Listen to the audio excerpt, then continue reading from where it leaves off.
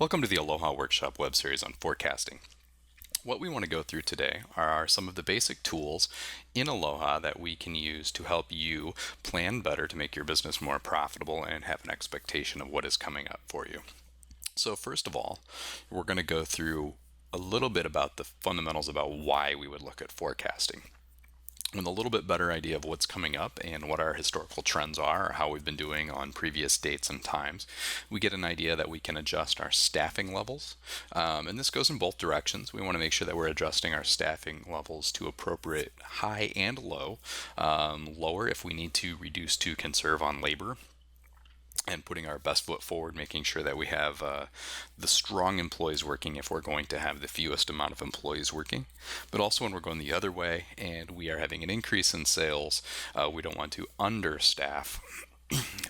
In which case we limit our options to go ahead and upsell, take advantage of customer buying queues, and go ahead and give them really the super pleasant experience where they've had an ideal dining experience. They've had the right food at the right time with the right drinks and the right desserts and the right add-ons because your staff has had the time to discuss with them properly what your features are in your menu and really get a feel for what it is that is going to make their experience super for them.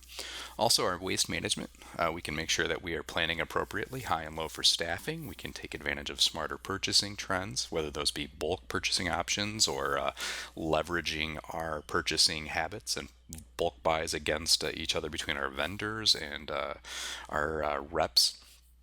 Also, we can take a little bit of proactive budgeting, how we can take a look at both the money that we have in the bank when in order to spend it appropriately, and also how to manage our overtime expenditures and some of those other things that are very costly to our bottom line.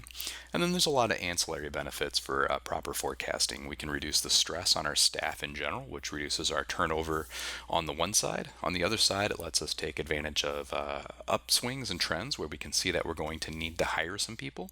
So we can go ahead and plan ahead now, hire them while we have the time to train them properly, as opposed to giving our guests an inferior experience because they are in effect training new hires on the fly.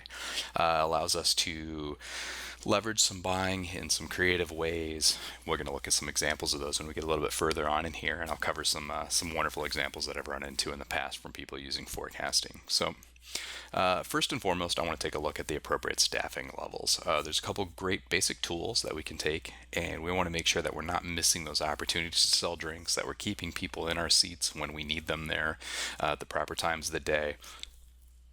And we also want to make sure that we're creating great service all the way around. We want the repeat customers, and we want to be able to spread the word.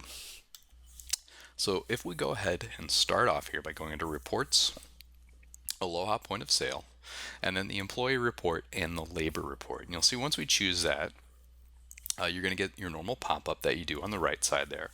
And that allows us to choose which dates we're going to run the report for. And it also allows us to select all the employees we're going to run the report for. And we probably are already familiar with this report from running it, and we may even have two of those under the select report settings there, maybe default 1 and default 2. Oftentimes we'll use default 1 as our daily labor report to make sure everyone was punched in properly and clocked out at the right times. But also a second one will be set up to go ahead and do our actual payroll reporting. What we would want to do here is actually go a step further. We're going to choose on that pull down there, and then we're going to choose default 3, and we'll go ahead and hit settings. So we're going to set up a whole new labor report for us. And when we do that, we are going to get a pop-up window that is like the one here on the right screen. And I'm going to go ahead and title this report Forecasting. And we want to take a look at our job code. So that's why we're going to select that in the top left corner up there as our key field. We're not interested in the specific employees here in this report. We're going to be looking at it as Departmental Trends. So if we go ahead and take a look at what our regular hours, our overtime hours, and our total pay are, we can go ahead and run that report. And we want to run it sorted by job code in this top right field over there in the box. That's going to let us see every single department and every job code. And we're only interested in the summary section. And then we're going to go ahead and hit save on that report. So when we print that report, we get a very brief forecasting report that looks like this. So what you can see here is for each job code, for instance, the kitchen, you can see we have 118 regular hours scheduled and just a tiny bit of overtime there, but we've spent over $1,000 on our total pay for that department. And you can see in the bar, We have a vast amount of overtime hours going on there, as well as for our managers in addition. So those bartenders, maybe our managers are salaried and we just want to focus on those bartenders in the kitchen. So if we look at the kitchen staff, let's take a look there first here. We're going to go to the basic labor scheduler. So what you do is you go up to functions and basic labor scheduler. Okay, so if we go to functions basic labor scheduler, you get a new field that looks like this. You can take an existing schedule and you can copy it forward so you don't have to start from scratch. And across here you have the days of the week, Monday through Sunday. So here I've got Friday selected, and then you have a pull down here to select the job codes. And I'm just going to take a look at the cooks right now. And when we look at our kitchen staff, the employees that appear down the left side of the screen are only those employees which have a kitchen job code. So we don't have to worry about sorting through all of our hosts and whatnot. And when we print these reports, it's going to go ahead and list all of them by job code. So we could actually print a page that has just our host schedule and print another one that's got the bartender schedule. But what we're going to be doing here is, since when we set up our employees, we go ahead and put their pay rate in, that means that the numbers that are being estimated up here at the top where the green arrow is for hours and wages are actually live and reflected hours. So one of the things that we want to look at first and foremost is making sure that none of our employees are actually getting overtime. We want to make sure that we're prohibiting that at all cost, because for the same amount of labor, we just suddenly added a 50% increase on our labor. This will let us take a look at each employee and see what their total scheduled hours are for the week. When we print this report, we can go ahead actually and hide their out time. So this employee here would see that they were in at 8, but we're not going to show him as leaving at 2. We don't want them to have the expectation that that's what time they're going to be off and they get to walk out the door. We're going to manage that as a manager, but we have an estimation of what time we expect them to leave and then what their total labor would be. And what we're doing is we're trying to keep this number under here. So for instance, for the week now in this department, we were trying to stay under $1,000, but I'm $222 over that limit, if assuming sales were equal. So if I saw that there was an increasing trend in my sales, maybe I'm okay with the 1222 here, but if it was decreasing, I certainly would want to make sure I could cut it.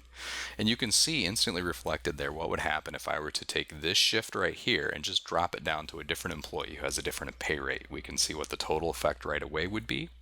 And we want to make sure that we're scheduling then, of course, our highest waged employees in the back of the house during our busiest shifts. One, they're probably more experienced and better able to handle that and give a better service during a busy Friday or Saturday night. But the sales of those busy time periods better account for their labor. And correspondingly, the sales of a slow night are better for taking care of and proportionally masking the labor cost of newer employees or who need that slow time to learn and train to be the stronger employees. So putting the right people in the right places. And then we have an estimation here, an actual way to look at our hours and our wages and go off of a real number here, not just I filled in the schedule and it looks okay and I was hoping I gave everybody enough hours that they're happy. But this is to control the business's cost, not making sure all the employees have plenty of hours. So we're going to go through and look at those. The other place that you can do once you've gotten their schedules entered into the basic labor scheduler is to go ahead over here to Aloha Point of Sale, Sales, and there's an hourly sales and labor report. In this instance, we'll go ahead and just take a look at the weekly sales and labor report, but you could do it for a summary and choose dates if you wanted to go with a different range. So going for this report, you get a pop-up that allows you to choose which portions of the day, hour for hour, we're going to take a look at, down to 15-minute increments. And most of the time, hour is suitable for what we're looking at. Although, if you're very specific about what time you're starting to send people home in the evening, or what time your sales are slowing down, or right at the increment where you're getting busy, if you want to not schedule people more than, say, 15 minutes ahead of their shift before you start to pick up and get busy, then you can narrow it down to that small increment of time as well. So if we go ahead and select it hourly here, though, and hit OK, we're going to get a weekly hourly sales and labor report. And I'm only going to take a look at the Monday night column just to keep it simple for us. So if we go down the Monday here, you can see 6 a.m., 7 a.m., all the way down. And I'm actually going to hit the double arrows down here at the bottom and take us to the last page of this report. And then we're going to zoom in and get a little better look. And we're just going to look at Monday night here from 4 o'clock till 10 p.m. So you can see here we're doing $165 in sales an hour. And then suddenly we spike up to 950, 950, just shy of 1,000, and then it cuts in half, and then it drops down to 10% of that peak, and then down to almost nothing again. So we can see here as we go through this one, what our labor percentage is for that hour. We drop immediately from a 41% labor percentage down to 14. So if we're trying to say, for instance, under a 16% or an 18% labor cost, this hour is good for us. And as long as we can keep these 14s and 12s and stuff going, but once it starts to increase here, obviously those aren't doing us any favors. So those are the ones we need to tilt. Any hour over that is bringing our average up. And we can look off at our drop points. So this is particularly useful on the dropping point, knowing when our sales declinate, and we know that that's a time that maybe we want to consider our seasonal hours. Is that a time that we need to start sending people home early, or is that just a time that we need to go ahead and say cut down? We may want to still be open till 1, but are we going to stop kitchen service at 10 because the food sales just plummet after 10 p.m.? So those are the indicators that let us choose what days we're open or what hours we're open. Also our staff in times. So you can see here that if the staff is increasing drastically at 5, maybe we're not going to pull people in until 4:30 or 4:45 because one person could probably handle that $165 in sales in the 4 o'clock hour. Also, this is our time when we want to take advantage of sales incentives. So if we are from the 8 p.m. on to the 10 p.m., somewhere in here, shy on sales, one, we can start doing incentives. We can take a look at incentives for dessert sales with our staff, whoever sells the most desserts after 8 o'clock, or maybe we're going to start doing half price appetizers or anything to build up our sales and keep that volume number up relative to our labor cost in that time period. That would be something we want to take advantage of. Or perhaps we just need to do some advertising. If we have a nearby hotel, maybe we want to advertise late night specials for hotel guests, or maybe we want to do something for a business that gets off work during a second shift at that time. We want to go ahead and do some advertising with them, but see if we can target our advertising to draw in sales in those areas where we have the staff apparently looking at our labor hours and our labor dollars, but we're not getting the net sales to support that. And if we take a look here, we can also go and take a look at the overtime warning report now that we've added employees into the basic labor scheduler. So one of the big benefits of this is just the ability to be proactive. So if we've added an employee who somebody called off on a Tuesday night and employee X decided they were going to go ahead and pick up that shift, we have something that's showing us daily as we look at our overtime warnings that, hey, this employee X is now really in danger of getting a substantial amount of overtime, and we should probably offer them an additional day off to one of those employees who's going to fall under the 20 hours or somebody who's really short on hours, so that we can prevent ourselves from having to pay that extra 50% or time and a half on that labor. So purchasing is a little bit trickier because there's some things that we need to take into consideration both from our vendor's point of view as well as our own. So when we look at these reports, we want to take a look first at how we're going to purchase to reduce waste, and then where we can also set up things to do bulk and deal buying and facilitating guest satisfaction while we're doing that. So we want to take a look at all these different aspects as we go through our purchasing reports. And here's this beginning of it. So your PMix or product mix report is one of your basic sales reports. It's under Aloha Point of Sale product mix. And you can again run this from a range of dates, or you can do it weekly. This is available to be run also from the front of the house. So if you seem to get a feeling that you have some unusual sales going on in the staff, you could run out to a front of the house terminal and run a product mix report for the current date of business. But that is not nearly as detailed and flexible as this report that we're going to mess with down here in the back of the house. So when we go look, what you see here first is by every category, and it starts off by listing everything in your sales categories. And here we're looking at breakfast first, and you can see which is your most sold item as well as the price of that item, how much revenue it's bringing to the bottom line there under amount, the profit. And most of the time it is normal for us to go look at reports and see that people have not entered in a cost for each item. If you do, you get the additional benefit of seeing what your food cost percentage is for those items, and you can see which items are your most profitable. So if we know which items bring the most dollars to the bottom line, one, we can menu those to maximize profit. We know that people's eyes tend to start in the middle of the menu page, and then they go to the top left and then down the left side. So you can put your most profitable items where they're going to be glancing first. You can highlight those with call out boxes and shadowing, or put a signature item symbol next to it. Additionally, those are items that you want to make sure that when somebody asks your staff on a training side of this, what's your favorite sandwich? Everyone in your staff should hopefully answer with the same thing. It doesn't have to be their personal favorite. They should all be suggesting the items that is the most profitable to the establishment. And if that's giving the most satisfaction, should hopefully increase their tips and their bottom line as well. Going through and maximizing the profit on these items, we also often find that people mismarket specials. So if I make $4 off every sandwich that I sell, and I just happen to get a great deal on ham, I may go ahead and run a ham sandwich at a discounted price because it looks like a great deal or a great bargain to my customers who are coming in.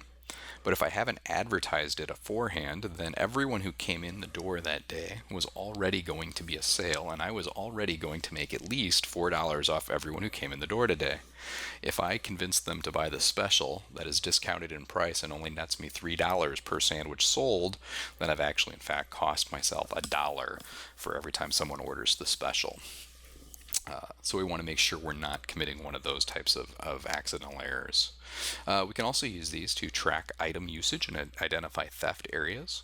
If I take a stock of my steaks, for instance, and I think they're being lifted, I may want to count them in the morning. Doing a steak count shows me that I have 20 in the morning. I run my product mix for that day, and I see that I've sold 7. Then after close, I should have 13 steaks on hand. According to my reports, I maybe have a variance if it shows up on my waste sheet. But if not, then I need to figure out where those additional steaks went and take note of who was working during those shifts. We can also prep correctly to reduce our waste. By this, I mean that if we are going into a weekend, and we can see by looking at our product mix report for the upcoming days that we're going to sell a very large amount of Reubens. Maybe we can go ahead and start prepping them on Thursday, which is a slower prep day, knowing that they have a 3-day shelf life. And then we can go ahead and not have to rack up overtime labor on Friday with my prep cooks having an extra large amount of prep that would force them into having to stay late. We can also do this to purchase to free up capital in our establishment. So if we're purchasing correctly and we can see what we're buying, we don't have to spend resources on things that are not going to sell but maybe have a shelf life and take advantage of a special but ties up capital when we need it for payroll or taxes, quarterly taxes, and so forth. And like I said, we can go ahead and plan and reduce our labor based off of that. Going forward, we can also set up additional categories so that we can track other aspects of that. And here I refer not to our sales categories, but in addition to being in one sales category, every item can also be in multiple non-sales categories. So non-sales categories are just arbitrary designations. If I were placing my burgers in a category, I could go ahead and create burgers as a category, so I knew how many burger patties had been used all in one place. But I could also go ahead and create another category for everything that uses buns. So therefore it would include all the buns from my burgers, but I'm also going to include in there all the buns from my chicken sandwiches. Or I could go ahead and use items that all use cheese or anything like that I needed to keep track of. And categories are pretty flexible. So if we go into the categories of the maintenance menu, you're going to see that we have a pull-down menu up here on the right. And choosing that pull-down menu is going to show us a list of our other items. And you can see here that most of them are listed as sales categories. Those are ones that are in only one category. But we can create as many general categories as we want. And the first one there is all items. And of course, that's the item when you're setting up new items you want to make sure everything is included in so that it's able to be properly comped. We're going to go ahead and close that. And if we go ahead over here to the new and see the black button here lets us pull down and see there are general sales and retail categories, but we're just going to create a new general category so we can keep track of our dessert sales. So if we create a new category and we call it desserts here, we can go ahead and click on the second tab, items, and every item that's on the left that we want to include as a dessert, we just highlight it, hit the double arrows to the right, and it will be moved in here. We have all our desserts in one place. So one of the reasons we might want to lump all of our desserts together in a category is one, because that's an easy place for us to forecast our dessert sales, both to look at purchasing them adequately. We may want to even switch a dessert out if that would mean that we're going to get a case threshold break from a buyer. So, for instance, if you order 10 cases of cheesecake, maybe you get a 5% discount on your cheesecake cost. But I'm not quite there to getting 10 cases of cheesecake and ordered. So maybe I want to switch out one of my desserts, and we're no longer going to carry that scoop of ice cream on the menu. We're going to replace it with a second cheesecake, so we can drive an incremental sales there. Another reason we might want to do this is a lot of times you can get employee incentives from your vendors and your sales reps that are based on increases in sales. So if you went to your dessert broker and you said, hey broker, I want to run a sales contest. Would you be willing if I ran my sales report and showed you here's how many desserts I normally sell in a month, and whichever one of my employees had the biggest increase in dessert sales on the following month of your desserts, would you be willing to give them a free t-shirt or a free dessert or something that would drive the sales? There's a way for you to increase your staff to have an incremental sales increase at no cost to yourself. It's usually willing to be afforded some sort of reward from your brokers or your sales reps. So we would set up a category to go ahead and track that. And anything that we want to track, we can create in a non-sales category. So once we do that, we run our product mix report.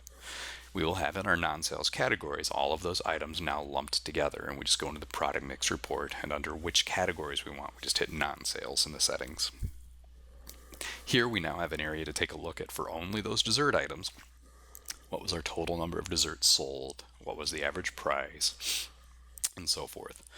And we can look at anything here that's not carrying its weight as well, something that's got an underappreciated cost or not making enough profit here. Maybe we want to go ahead and move those off the menu or change the location of them on our menu as well. So that's just one area that we can use a product mix report for that. Other benefits of doing the forecasting here are appropriate staffing levels, first of all. If we know how much we're going to sell, or we know what the strengths of our staff are that are working those shifts, we can better accommodate and plan for what items need to be prepped and on hand. We also want to purchasing to facilitate sales. So take advantages of those group buys. That's a significant place where you can do a vast amount of savings by purchasing appropriately and working with your vendors. And sometimes they'll do prime vendor agreements. Also, waste management is a huge area. I'm sure all of you are aware of the concept of doing waste audits and waste sheets, but waste management is best prevented by not having to prep the item in the first place, instead of reactively trying to sell those items, push those items, or perhaps even having to discount an item as a lunch special in order to get it to move, just not to have to write it off 100%. Smarter purchasing allows you to free up your revenue for doing those things like your quarterly taxes and your payroll, and plan for your budgeting that way as well. But again, those ancillary benefits are huge. Make sure that you're properly hiring, you're stressed, you're leveraging your ability to buy. So some of the creative examples of this that we see from time to time, and some really good uses of these forecasting reports, as well as some of the other reports that are located here that you're probably using on a day-to-day basis. We have the payment detail report. You probably don't think of that as a forecasting report. The payment detail report actually allows you to see how many payments and how much credit cards you have taken on a given day. And if you know that those usually hit your account, say 2 days after, then you also know how much money you're going to have in your account to sell on those days. And you can plan on which days you're going to do your biggest purchases, as well as when you're going to be able to pay your taxes. Also, decreases in projected sales allow you to utilize front of the house employees as value back of the house employees. If there is a decrease in sales, whether it's due to decreasing sales or whether it's due to seasonal sales changes, front of the house employees are often the first ones hit. They notice right away that they are getting less revenue based on less tips, less sales. So we can go ahead usually and offer those employees, when we cut staff from the front of the house and they're losing some hours because of the decreased sales, we can usually offer them back of the house hours. And then instead of having to hire a full-time back of the house employee, you can make use of those front of the house employees. They're usually willing to work for a lower wage and do the repetitive tasks, the bagging, the portioning, and those types of projects. We can also do negotiate well programs. If your liquor vendor supports that, they'll be willing to offer you discounts for buying all of your well liquors and schnapses and so forth from one vendor in order to be represented. We can also do employee metrics to incentivize and reduce their side work. So without cost to ourselves, we could do the employee who has the biggest incremental increase, the employee who is willing to sell the most added on skewers of shrimp to steaks, can go ahead and not have to roll silverware tonight. And there's no cost to yourself. Instead, you just have every employee who's already rolling silverware roll an extra 5 or 10 to cover for that gap. And that lets one employee get off the clock faster and goes in and incentivize them all to increase your incremental sales. We can also keep track of those employee metrics at the bottom of the server checkout. So if you're tracking dessert sales or dessert beverages or premium cocktails, your servers know what you're tracking. We can help you set those up. There are some separate webinars where we go into employee metrics and employee tracking in substantially more detail.